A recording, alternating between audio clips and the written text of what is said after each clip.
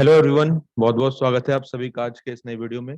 और आज काफ़ी समय बाद ये मेरी वीडियो आ रही है क्योंकि इस बीच में आप सभी को पता है मेरे एग्ज़ाम चल रहे थे मास्टर्स के, जो कि अब ख़त्म हो चुके हैं।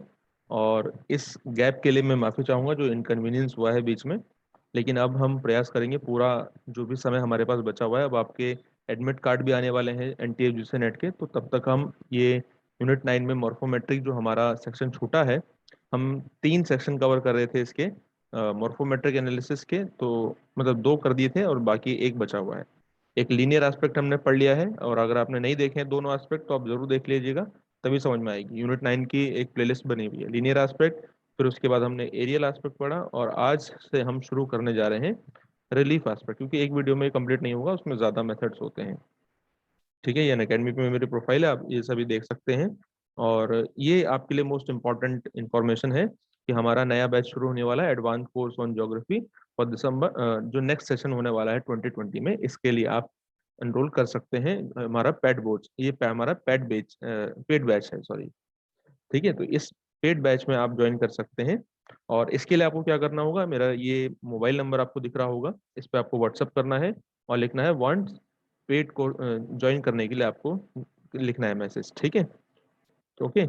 और आपको फिर पेमेंट के लिए 12 बाकी जो जो भी आपको इंफॉर्मेशन चाहिए कि इस कोर्स के अंदर आपको क्या क्या मिलने वाला है, इस कोर्स की क्या क्या खास बात है, कैसे करके हम कोर्स कंप्लीट करेंगे, तो वो सारी चीज़ें आपको मैंने ये वाली वीडियो बनाई हुई है जिसमें आपको ये थंबनेल दिखाई दे रहा होगा। इसी के नीचे आप जाएंगे इस वीडियो की प्लेलिस्ट में जाकर, मतलब वीडियोस के सेक्शन में जाकर देखिए चैनल पे, तो आपको मिल जाएगा। सारी डिटेल्स आपको वहाँ पर मिल जाएंगी। और ये यूनिट 9 की आपके लिए प्लेलिस्ट भी बनी हुई है, इसमें भी आप जाके सभी वीडियोस को सीक्वेंस में देखिए, तब जाके आपको समझ में आएगा। ठीक है, मॉडल्स एंड थ्योरीज के लिए अबाउट मेरे बारे में ये कुछ बातें हैं जो आपको कनेक्ट करने में आसानी होंगी।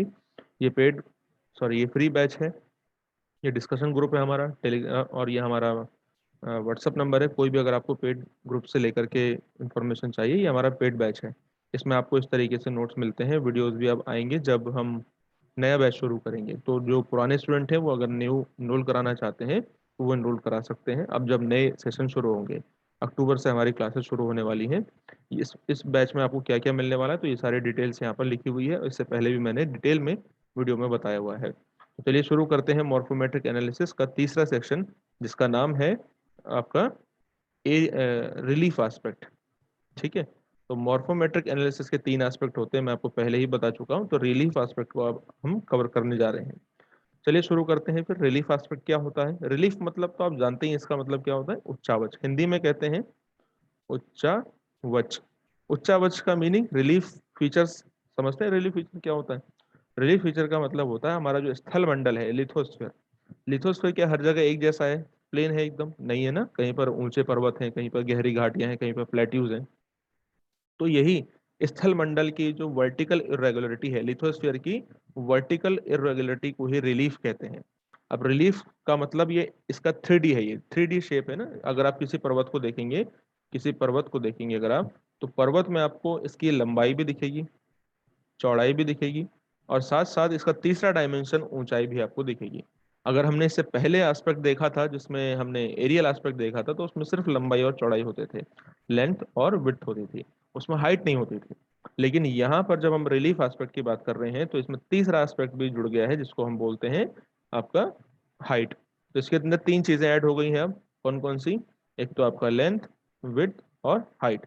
इसीलिए इसको 3D शेप या रिलीफ एस्पेक्ट बोलते हैं। तो रिलीफ एस्पेक्ट जो किसी ड्रेनेज बेसिन के, अब ये जो बेसिक टर्मिनोलॉजी है ड्रेनेज बेसिन वगैरह क्या है, ये मैं समझता हूँ कि आपने इतने दिनों में रिवीजन कर लिया होगा, और नहीं किया है तो जरूर से प्रीवियस वीडियो देख करके रिवीजन कर लीजिएगा। तो ड्रेनेज बेसिन के related the study of 3 dimensional, 3 dimensional मतलब 3D, यानी कि लंबाई चौड़ाई ऊंचाई।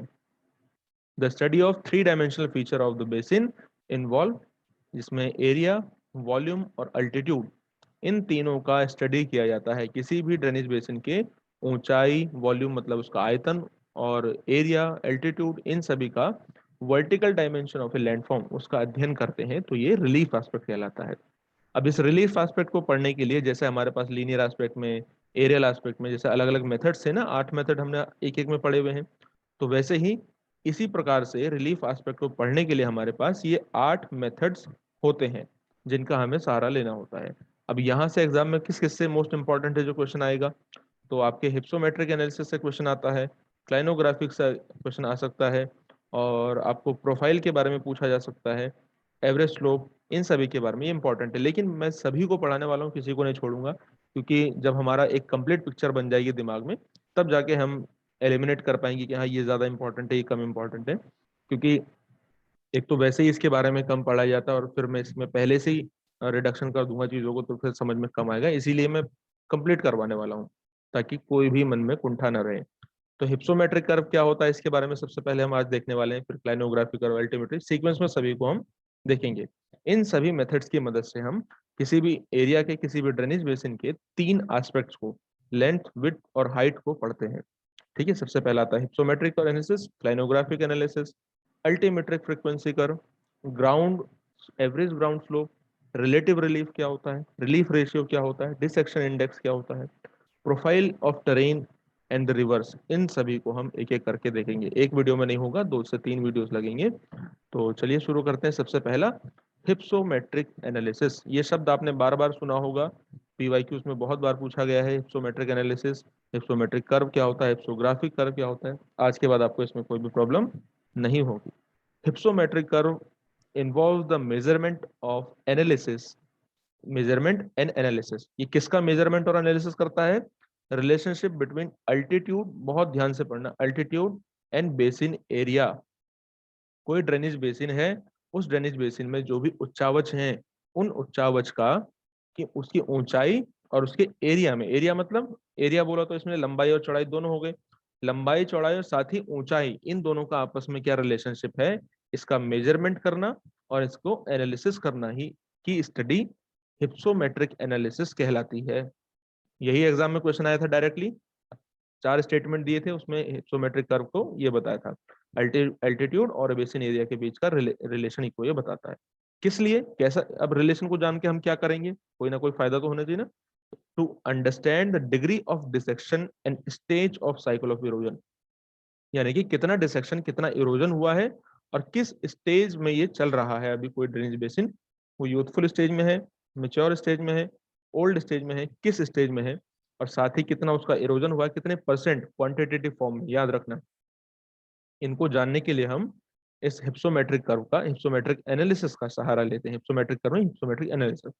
अब आप सोचेंगे मैंने हिप्सोमेट्रिक कर्व की जगह एनालिसिस शब्द क्यों यूज किया, क्योंकि हिप्सोमेट्रिक एनालिसिस को भी कैलकुलेट करने के लिए इसके 3 मेथड हैं। पहला एरिया हाइट कर्व, दूसरा हिप्सोमेट्रिक कर्व, और तीसरा परसेंटेज हिप्सोमेट्रिक कर्व। ये किसके सब डिवीजन है, हिप्सोमेट्रिक एनालिसिस करने के लिए।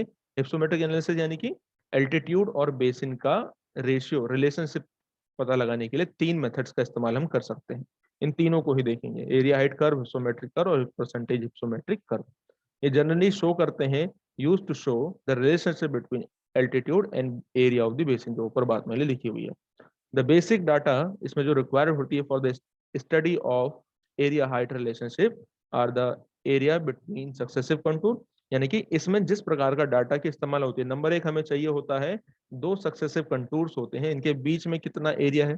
सक्सेसिव कंटूर का मतलब, जैसे मान लीजिए ये एक कंटूर है जो कि 50 मीटर की कंटूर है, इसके बाद जो नेक्स्ट होगी, मान लीजिए हमने 20 मीटर का गैप लिया है, तो ये 70 मीटर का कंटूर होगी। तो 2 सक्सेसिव कंटूर्स के बीच का एरिया, सबसे पहले चीज हमारे पास ये होना चाहिए, एंड देयर रिप्रेजेंटेटिव हाइट्स, और उनकी जो रिस्पेक्टिव हाइट, इसकी हाइट और इसकी हाइट, इनकी हाइट्स हमें पता होनी चाहिए। एरिया और हाइट, तभी तो जाके इन दोनों का रिलेशनशिप पता लगेगा।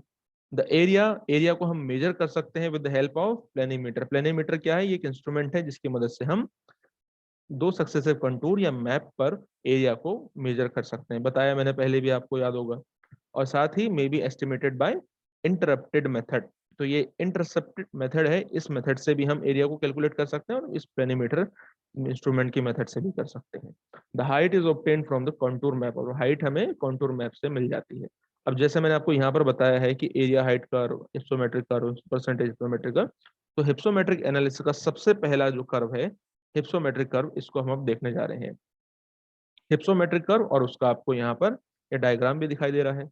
हिप्सोमेट्रिक कर्व जनरली यूज होता है to show the proportion of area of the surface at various elevation above और बिलो डेटम, बहुत ध्यान से पढ़िए, यानी कि हिप्सोमेट्रिक कर्व का इस्तेमाल हम तब करते हैं जब हमें जो एरिया है, एरिया सरफेस से मतलब विभिन्न ऊंचाइयों में, जैसे मान लीजिए ऊंचाई है ये आपका 200 मीटर है, ये 400 मीटर है, ये 600 मीटर है। आपको अगर इस कर्व को ध्यान से देखेंगे समझ जाएंगे। अभी चलो इसको छोड़ो, इसको छोड़ देते हैं, हम इस कर्व को देखते हैं ध्यान से।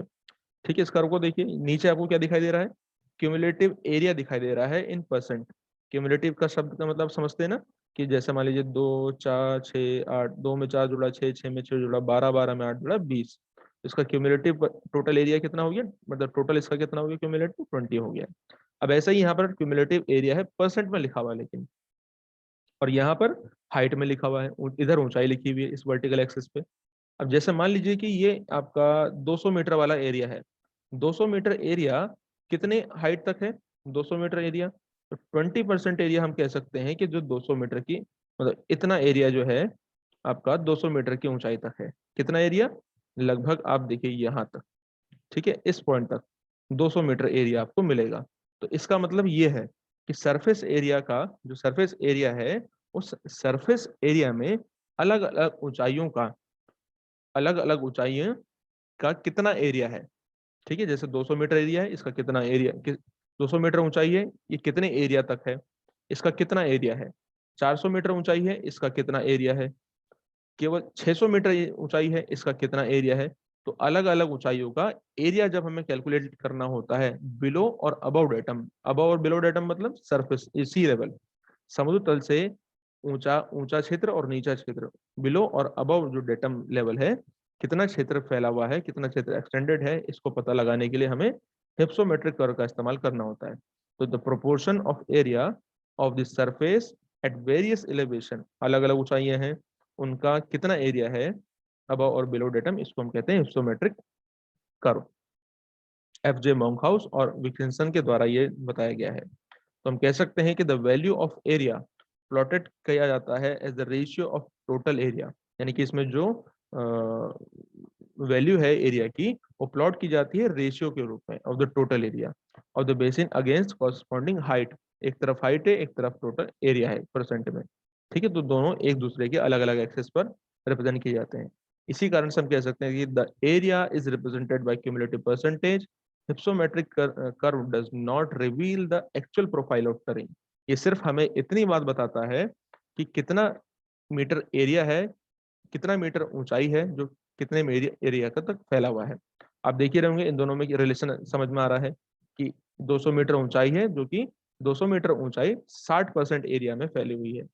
400 मीटर ऊंचाई वाला क्षेत्र 20% 25% के आसपास तक है। तो इससे हमें ये पता लगता है कि कितने ऊंचाई का क्षेत्र है, जो कितना ज्यादा, कितना परसेंट में, कितना परसेंट है। 200 मीटर ऊंचा वाला क्षेत्र कितना परसेंट है, 400 मीटर वाला ऊंचा क्षेत्र कितना परसेंट है, ये चीज हमें पता लगती है। दूसरा हमारे पास मेथड होता है हिप्सोमेट्रिक एनालिसिस करने का, एरिया हाइट कर्व। तो एरिया हाइट कर्व का मतलब क्या होता है, देखिए यहाँ पर आपको दिखाई दे रहा होगा, यहाँ हॉरिजॉन्टल एक्सिस पे बेसिन एरिया लिखा हुआ है इन परसेंट। पीछे किस में लिखा हुआ था, पीछे क्यूमुलेटिव एरिया था, यहाँ पर बेसिन एरिया लिखा हुआ है परसेंट में, और इस वर्टिकल एक्सिस पे मीटर लिखा हुआ है। ठीक है ना, तो अब इन दोनों का रेशियो होगा द एक्चुअल एरिया, ये क्यूमुलेटिव एरिया नहीं है, ये एक्चुअल एरिया है, पीछे क्यूमुलेटिव एरिया था। The actual area between two successive contours and horizontal axis पे इसको रिप्रेजेंट करते हैं in terms of percent area of the total, and vertical axis पे हाइट को हम शो करते हैं। ठीक है, इसको प्रतिशत में हमने एक्चुअल एरिया शो किया है हॉरिजॉन्टल एक्सिस पे, और वर्टिकल एक्सिस पे हमने ऊंचाई को शो किया हुआ है। इन दोनों के बीच में जो रिलेशनशिप है, relationship between altitude zone and corresponding area, कितना ऊंचाई वाला क्षेत्र है जो कितने एरिया तक फैला हुआ है, ऊंचाई और एरिया का रिलेशनशिप ही इसमें शो किया जा रहा है। लेकिन यहाँ पर एक्चुअल एरिया शो करते हैं, और जो पीछे हमने कर्व की बात करी है उसमें क्यूमुलेटिव एरिया शो किया जाता है परसेंट में, और यहाँ पर एक्चुअल एरिया परसेंट में शो किया जाता है। ये वाला जो कर्व है, एरिया हाइट कर्व, ये भी किसी प्रोफाइल या की एक्चुअल में एक्चुअल प्रोफाइल किसी भी टेरेन की शो नहीं करता है, and hence break in slope are completely concealed. ठीक है, ये चीज आप इसमें ध्यान रखना है। तीसरी चीज होती है परसेंट हिप्सोमेट्रिक कर्व। अब ये परसेंटेज हिप्सोमेट्रिक कर्व क्या होता है, तो इसका भी पहले डायग्राम देख लेते ताकि आपको समझ में आ जाएगा। अब देख रहे हैं आप, इस हॉरिजॉन्टल एक्सिस पे हमने क्या लिखा हुआ है, relative area.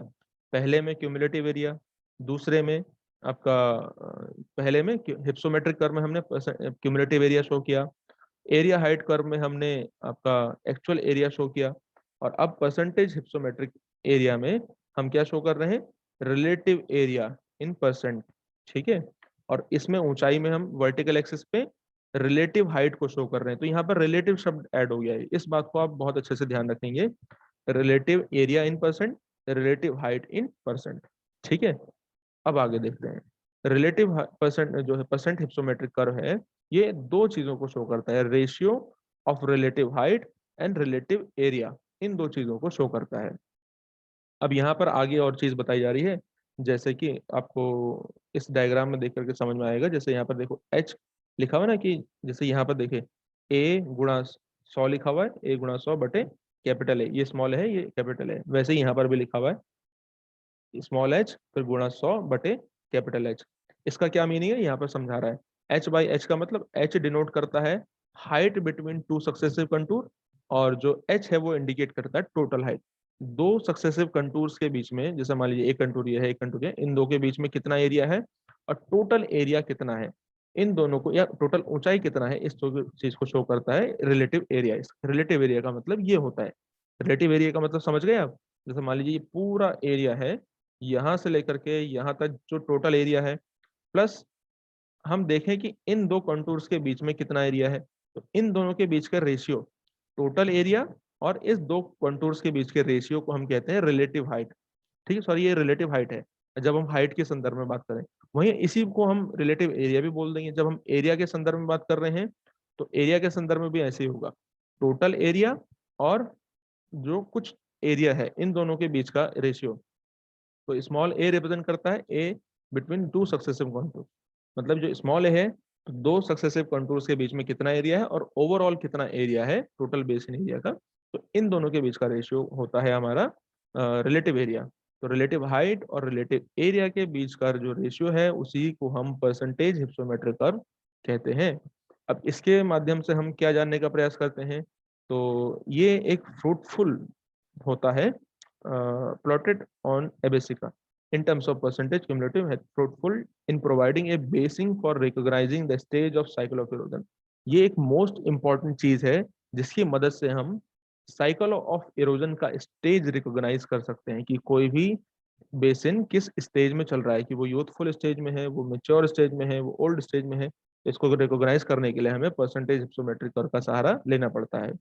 It is important to note that the type of hypsometric analysis of basin advocate by A.N. Stoller, ठीक है, इन्होंने इसको एडवोकेट किया है, is not primarily designed to show erosion levels, लेकिन इन्होंने इसके स्टेज शो करने के लिए इसका इस्तेमाल किया है, लेकिन इसका इरोजन लेवल को शो करने के लिए इस्तेमाल नहीं किया है, ये बात आपको ध्यान रखना है। But it more for comparative purpose, लेकिन ये कंपेरेटिव पर्पस के लिए है between one basin and another basin to establish stage of denudation। ठीक है, दो बेसिन है उनका कंपैरिजन करने के लिए, उनके स्टेज को एस्टेब्लिश करने के लिए कितना डेनुडेशन हुआ है, that can be applied to any basin. ये बात आपको ध्यान रखनी है, सीएमए किंग के द्वारा बताई गई है 1966 में। ठीक है, मैं उम्मीद करता हूँ कि आपको ये कर्व समझ में आ गया होगा।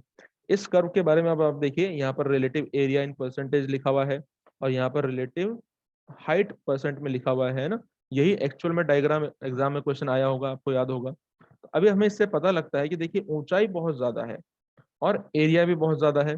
यूथफुल स्टेज अगर होगा तो जाहिर सी बात है ऊंचाई और जो एरिया है उसमें ज्यादा होगा या नहीं होगा। अब ऊंचाई कम कब होगी, जब इरोजन हो चुका होगा। इरोजन जब होता है तो ऊंचाई कम हो जाती है। तो इसीलिए यहाँ पर कहा जा रहा है कि देखिए ऊंचाई भी ज्यादा और एरिया भी ज्यादा, तो जब दोनों ही ज्यादा है तो इसका मतलब है कि अभी ये यूथफुल स्टेज में, अभी इरोजन नहीं हुआ है। तो 70% अगर अभी इरोजन के लिए बाकी है, 70% अभी अगर इरोजन के लिए बाकी है, ई कर्व जो आपको दिख रहा है, इसका मतलब है कि ये बेसिन यूथफुल स्टेज में है। जब इरोजन होते होते ऊंचाई भी और एरिया भी दोनों के दोनों सिर्फ 50% बचते हैं, अभी 50% लैंडफॉर्म बचा हुआ है इरोजन के लिए, तो ये स्टेज आपका मेच्योर स्टेज में है। ठीक है, जिसे हम इक्विलिब्रियम स्टेज भी कह सकते हैं। किसे क्या कह सकते हैं, इसे हम इक्विलिब्रियम स्टेज भी कह सकते हैं। और इसके बाद जो ये 30% के आसपास जब एरिया बचता है, जिसे हम कहेंगे कि ये जो है कि 30% एरिया बचा हुआ है, तो इसको हम ओल्ड स्टेज या फिर प्लेन्यूटेमर स्टेज भी कह सकते हैं। 30% ओल्ड स्टेज है, ठीक है। इस चीज़ को आप बहुत अच्छे से ध्यान रखिएगा। क्लियर है बात? चलिए आगे बढ़ते हैं। तो इसके लिए कि किसी भी ड्रेनेज बेसिन का कौन सा स्टेज चल रहा है, इसको डिनोट करने के लिए मैं आपको बता दूं कि एक शब्द का इस्तेमाल होता है। उस शब्द का नाम है हिप्सोमेट्रिक इंटीग्रल। एग्जाम में पूछा गया है। यहाँ पे देखिए, हिप्सोमेट्रिक एंड इरोजनल इंटीग्रल क्या होता है, HI और EI। हिप्सोमेट्रिक और इरोजन इंटीग्रल का मतलब होता है, ये कैलकुलेट किया जाता है प्लेनीमीटर के द्वारा या फिर मैथमेटिकली भी इसको कैलकुलेट कर सकते हैं। मैं आपको बताता हूँ क्या होता है हिप्सोमेट्रिक इंटीग्रल। ये एक रेशियो है ऑफ द वॉल्यूम और percentage of total volume of the total volume of basin area and below the curve. ठीक है, ये रिवील करता है वॉल्यूम ऑफ द एरिया जो कि अनकंज्यूम्ड हुआ है by the dynamic wheel of the erosion. ठीक है, ये रेशियो है वॉल्यूम और percentage of total volume of the basin area, यानी कि कितना बेसिन का एरिया भी बचा हुआ है जो कि अभी इरोजन होना बाकी है। और इरोजनल इंटीग्रल का मतलब is the proportionate area above the curve, कितना एरिया कर्व के ऊपर है ये दिखाई दे रहा है। और यहाँ पर हिप्सोमेट्रिक इंटीग्रल का मतलब area below the curve, area below the curve, और यहाँ पर एरिया अबव द कर्व। इन दो को शो करता है कौन, आपको समझ में आ रहा होगा, इसको बोलते हैं, ये है अबव द कर्व, ये है बिलो द कर्व। इसको हम कहते हैं हिप्सोमेट्रिक इंटीग्रल और इरोजनल इंटीग्रल। इनसे हमें ये पता लगता है कि कितना इरोजन के लिए अभी बाकी है क्षेत्र, उससे फिर ड्रेनेज बेसिन के स्टेज के बारे में हमें पता लगता है। यहाँ पर एन स्टॉलर के द्वारा बताया गया है कि जो हिप्सोमेट्रिक इंटीग्रल है, अगर वो 0.6 अबव 0.6 यानी कि 60% से ज्यादा है, तो इसका मतलब है कि वो यूथफुल स्टेज में होगा।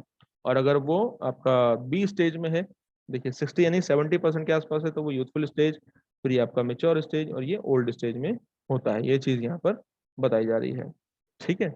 But more commonly youthful, mature और old stage represented by hypsometric integral. More than 60%, 60 to 30%, ये 60% आपका यूथफुल और मेच्योर आपका 60 to 30%, और लेस देन 30% ओल्ड स्टेज होता है। ये चीज यहाँ पर बताई जा रही है, यही चीज आगे यहाँ पर लिखी हुई है। आई होप कि आपको समझ में आ गया होगा। और यहाँ पर ये आपको ध्यान देना है कि लो वैल्यू यानी कि below 30 is only mentioned as a long as few monadnocks यहाँ पर फिर भी बचे हुए होते हैं जिनकी रिलेटिव हाइट्स बहुत ही कम हो चुकी होती है। मोनोडोनॉक किसके द्वारा इस्तेमाल किया गया शब्द है, आपको बताना है जरा। पेनी प्लेन पर मोनोडोनॉक विराजमान होते हैं जो कि अपर्दन के बाद बची हुई छोटी छोटी पहाड़ियां हैं। ये किसके द्वारा इस्तेमाल किया गया शब्द है, ठीक है। तो ये सारी चीज आप बताइए। और monadnock are consumed integral return to about यहाँ पर 40 to 60%, ये बात आपको ध्यान रखनी है, ठीक। तो ये सारी चीजें हैं। ये पहला हमने मॉडल देख लिया है जिसमें हमने देखा आज area height curve, percentage curve, और तीसरा ये percentage area curve, area height curve और हिप्सोमेट्रिक कर्व। आई होप कि आपको ये पहला जो मेथड है वो समझ में आ गया होगा। अब आगे के मेथड भी हम नेक्स्ट वीडियो में देखेंगे। अगर आपको ये वीडियो समझ में आई है, पसंद आई है, तो इसको जरूर से शेयर कीजिएगा और अपने विचार हमें जरूर से बताइएगा कि आपको कोई प्रॉब्लम हुई है इस कॉन्सेप्ट को समझने में। तो अपने कमेंट सेक्शन में जवाब आप लिख सकते हैं, और कोई भी प्रॉब्लम है तो आप मुझे बता सकते हैं कि आपको ये समझ में नहीं आ रहा है या कुछ और टारगेट है जो समझ में नहीं आ रहा है टॉपिक, और आपको पेड कोर्स ज्वाइन करना है। तो मैं आपको एक बार फिर से बता दूं कि आप यहाँ पर आकर के इस वाली वीडियो में जिसमें ये वाला थंबनेल लगा होगा सारे डिटेल दे सकते हैं, ठीक है। तो मिलते हैं हम नेक्स्ट वीडियो में, तब तक के लिए thank you so much, bye bye, take care, धन्यवाद।